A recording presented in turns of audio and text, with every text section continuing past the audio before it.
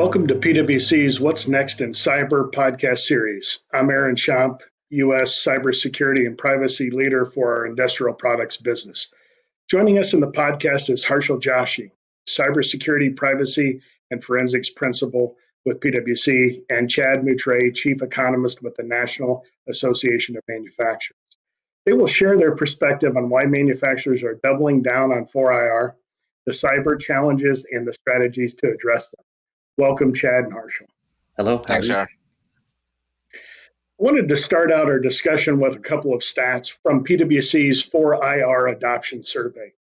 What we learned is 87% of the business leaders of industrial products companies agreed that the 4IR technologies give companies a competitive advantage. We also learned that 79% agreed it creates new revenue streams. This is quite significant, and the manufacturers that have deployed 4IR technologies in recent years were very quick to respond to closures of factories, warehouses, and offices.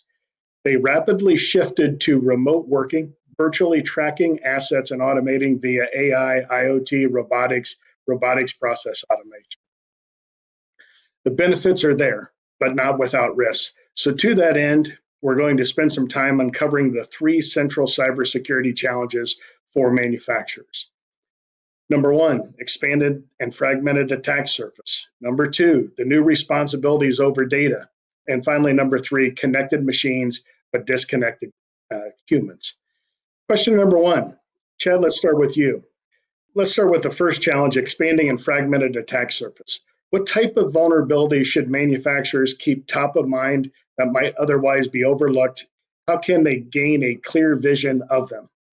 Thanks, Aaron. And before I get into the actual answer, I'm going to give a little context since I am the chief economist at the NA and what I'm seeing in the manufacturing economy. I think first off, I would say, manufacturing was pretty hard hit during the pandemic, and we've seen obviously a lot of progress since then. Manufacturing output actually fell around 20% between February and April. Still, even today, they're down just shy of 7% from where they were pre-pandemic. So overall, the sector continues to struggle, although we've seen a lot of progress and movement in the right direction. The other trend that I would note is that a lot of the trends that we were seeing pre-COVID-19 have really just accelerated during the pandemic. So whether that's supply chain reassessment that almost every company tells me that they're doing, or whether it's technology adoption and automation. I think those two trends have really picked up pretty substantially as I talk to manufacturers. And that leads really to your question, Aaron, which is companies really are embracing a lot of new technologies. And as they're doing so, they're also exposing themselves to a lot of cyber risks. We continue to hear, actually at PwC, a survey that came out from you guys, continue to hear that companies are really embracing new technology development, even as they're cutting back in other areas of investment. And so that really exposes them more and more to cyber risk. We've seen an increase in cyber risk. And so if you're a manufacturer, I think the thing to consider here is that risks are everywhere, and maybe not where you thought they were, right? Vulnerabilities are going to be in a number of places. Keep in mind that technology adoption is in all over your organization, whether that's in terms of the cloud, right, and computer networks and other equipment that companies are using, whether it's in connected products. Certainly, many manufacturers are embracing connected technologies today, and that really exposes them on a number of different fronts, or just in the overall operations themselves. And so I think it's important for manufacturers to keep an evergreen inventory of all of the assets that they have and really being able to best ascertain really where those risks are for them. And thanks, Chad. And to add to that, I think, Aaron, it's a great question. And Chad, you set the stage right. But the first thing first is in terms of when you talk about vulnerabilities, first is you can't protect what you don't see. So as you see today, industrial espionage and IP theft can blunt anybody's competitive advantage in the manufacturing sector. We're seeing remote disabling of machines and systems. They can cost, production or shipment delays, theft of customer protection or information can lead to reputational damages. Exploits could even jeopardize worker safety, which is first and foremost. In our survey, 60% of manufacturing companies reported they have created a full inventory of their connected assets over the last few years. But the key is less than 25% have automated and evergreen visibility into key assets and dependencies across their enterprise. So again, these are some of the key problem areas we see. And again, what's the solution? I mean, there are platforms out there, PwC's platform like Terran Insights. We use automation, analytics, and visualization, which deliver always current view of critical business services, but more importantly, the underlying IT and OT assets required to deliver them. A single view helps align stakeholders so they can improve operational performance and resolve issues that otherwise can introduce risk. Manual audit data and incomplete views of critical business services are no match for the rapid passive technology. We know that, and deployment and change. Just to add to that, our Terran Insights includes a powerful scoring mechanism that lets you measure and manage the resilience of your critical business services. It's a business-centric view. It's not a technology-centric view. It's a business-centric view that brings stakeholders in IT, OT, critical infrastructure, business side, cyber, risk together to quickly spot, and not only spot, but remediate issues before they disrupt business operations. Aaron, back to you. Thank you, Harshul, and thank you, Chad. I think the part that resonated most with me is you both touched on this need for companies to, before they ensure resilience around their supply chain, that they ought to make certain that they have a complete inventory, whether that's manually driven or automated. I think that certainly is one of the key steps in any organization today as they look to create resilience, is to have that inventory and to actively manage it and manage the risk around that. So thanks for bringing that point forward. So shifting on to our second challenge. In the 4IR world, manufacturers are making products that will collect or transmit consumer financial information, identity data, biometric data, or even geographical location in the name of better quality and service. Consumer data is no longer someone else's problem for the industrial manufacturers and engineering and construction companies. In fact, 40% of the manufacturers have IoT systems that interact directly with consumers collecting the consumer data. Let's move on to question 2. So on to our second challenge, manufacturers' new responsibilities over data, if you remember that from earlier.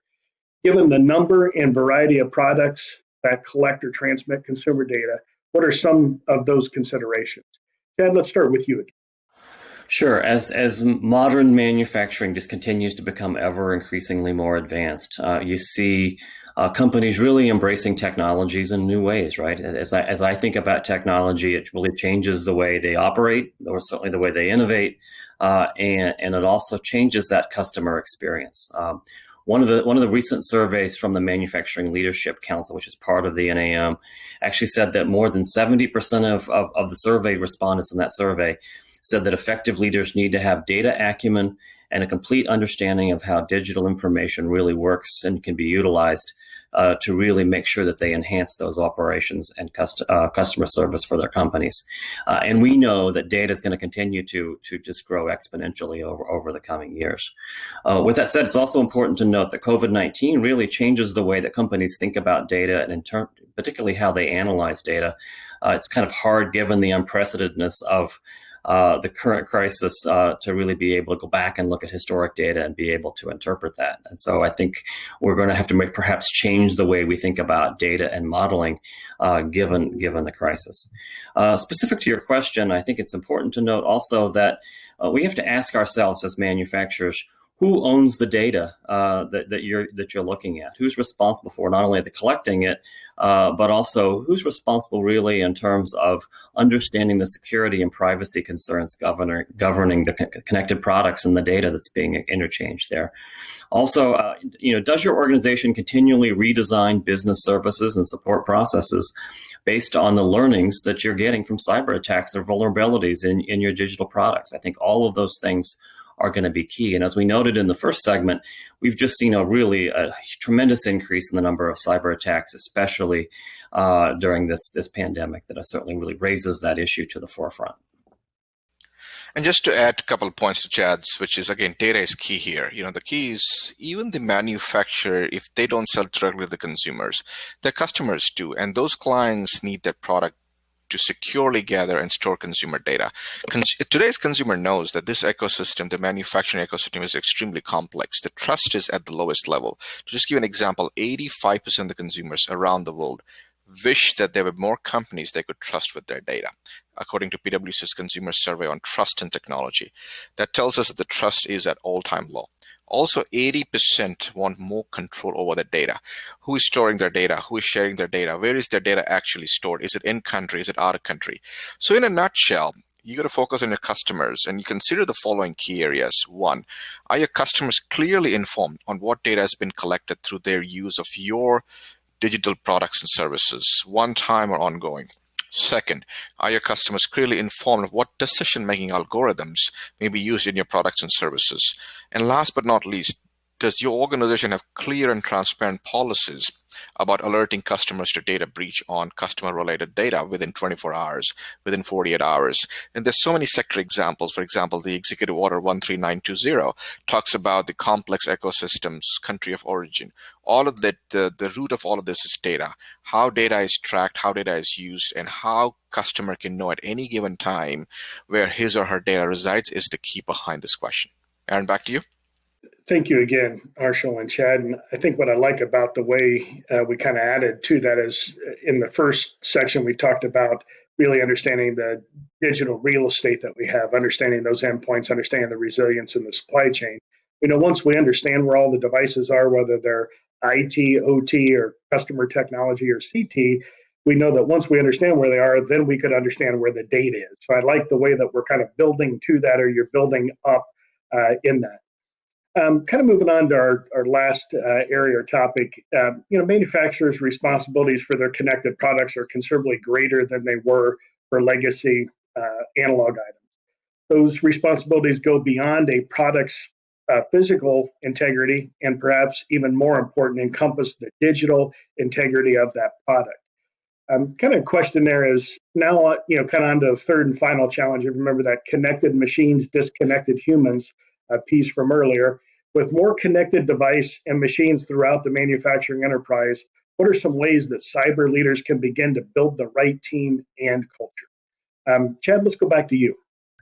So we spoke in the last segment about how manufacturers are awash in data, right? They're also, as you're looking at the way that new digital technologies and all of the data that's flowing through your organization are really occurring, we also have to recognize that there are different teams managing all of that different data, all those data sets, right? It's a completely different conversation when you're having data about operations versus IT versus the customer. And so the key element here is to make sure that all those teams are talking to one another, right? I think if you're going to have a really secure environment for data, certainly as when it comes to cybersecurity risks, you need to make sure that all those teams are talking to each other. They're all basically on the same page when it comes to how they're handling data and all of the other issues that are really kind of pervasive in that conversation. And so making sure that there is that cohesiveness and synergy with your data policy, I think is the key element here in this conversation.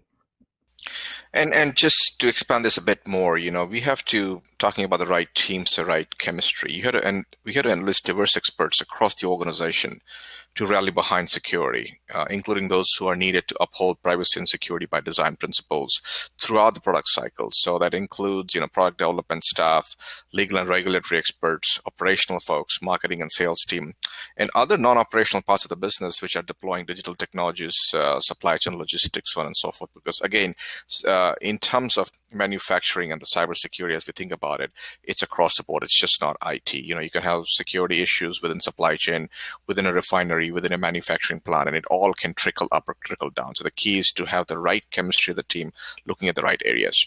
Yeah, I think that's spot on, and thanks for sharing, Harshul and Chad. I think ideally, as 4IR technology deployment forges ahead, the security roles of traditional IT departments need to converge more closely with their counterparts in operational technology, and even more so with other departments within your organization. I think you both touched on really a couple key pieces there, and as we see with many of our manufacturing clients today, oftentimes the IT function is more mature and has more formalized governance processes as well as cyber measures associated with it. And then as you move into the customer technology, and then more importantly, as we're talking about today, the operational technology, we really see a very fragmented set of technology, a very fragmented governance structure, and then oftentimes a number of constituents that are part of that operational technology ecosystem that you guys mentioned. So I think that's spot on. It kind of lays nicely with the way that we started out talking about understanding that value chain, getting control of your data, and then making certain that you've got the right governance and people to maintain that. I think that's spot on. Chad and Harshul, thank you for taking the time to speak with us today. This has been a great discussion. And to those listening, we'll be back soon for another episode of What's Next in Cyber. Thanks, Aaron. Thanks, Anna. Appreciate it.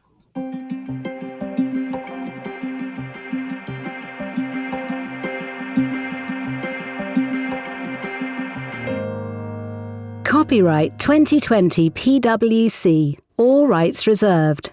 PwC refers to the PwC network and or one or more of its member firms, each of which is a separate legal entity. Please see www.pwc.com/structure for further details. This content is for general information purposes only and should not be used as a substitute for consultation with professional advisors.